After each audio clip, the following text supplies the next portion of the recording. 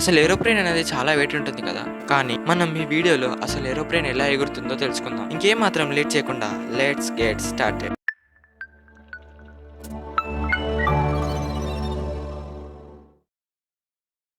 Aeroplane అనేది 4 forces ని use చేసుకొని అదైతే ఫ్లై అవుతుంది. ఆ 4 ఫోర్సెస్ ఏమిటంటే లిఫ్ట్, గ్రావిటీ, థ్రస్ట్, డ్రాగ్. ఇందులో థ్రస్ట్ ను డ్రాగ్ ఈక్వల్ గా ఉంటుంది మరియు లిఫ్ట్ ను గ్రావిటీ కూడా ఈక్వల్ గానే ఉంటాయి. మనకు తెలుసు ఏరోప్లేన్ యొక్క ఇంజన్ చాలా పవర్ఫుల్ గా ఉంటాయని. అవి ఎంతో థ్రస్ట్ ని ప్రొడ్యూస్ అయితే చేస్తాయి. ఇక్కడ ఏరోప్లేన్ ఎగురుతుందంటే దానికి కారణం దాని యొక్క ఏరోడైనమిక్స్, ఇంకా దాని వింగ్స్. ఇప్పుడు మనం దాని వింగ్స్ గురించి అయితే మాట్లాడుకుందాం. ఈ వింగ్స్ కి లాస్ట్ కు ఉండే పార్ట్ అనేది కంట్రోలబుల్, అంటే దాన్ని మనం పైనకి కిందికి అనవచ్చు.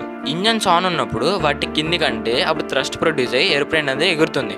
మనం ఇప్పుడు వింగ్స్ యొక్క ఫంక్షన్ తెలుసుకున్నాం కదా, ఇప్పుడు మనం వింగ్స్ యొక్క స్ట్రక్చర్ తెలుసుకుందాం. ఆ వింగ్స్ యొక్క స్ట్రక్చర్ ఎలా డిజైన్ చేయబడిందంటే, ఆ ఏరోప్లేన్ గాల్లో ఉన్నప్పుడు దాని వింగ్స్ పైన లో ప్రెషర్ అనేది ఫామ్ అవుతుంది, కింద హై ప్రెషర్ అనేది ఫామ్ అవుతుంది. ఇప్పుడు వింగ్స్ కింద హై ప్రెషర్ ఫామ్ అవుతుంది కదా, అక్కడ ఉన్న ఎయిర్ అనేది లో ప్రెషర్ కి వెళ్ళడానికి చూస్తుంది. అలా కంటిన్యూస్ గా అవ్వడం వల్ల ఏరోప్లేన్ అనేది స్టేబుల్ గా గాల్లో ఉంటుంది. మరియు మనకు తెలుసు ఏరోప్లేన్ యొక్క ఫ్రంట్ పార్ట్ అనేది ఎయిర్ డ్రాగ్ నుంచి కాపాడుతుంది. ఈ కారణాల వల్ల అయితే ఏరోప్లేన్ అనేది ఎగరగలుగుతుంది.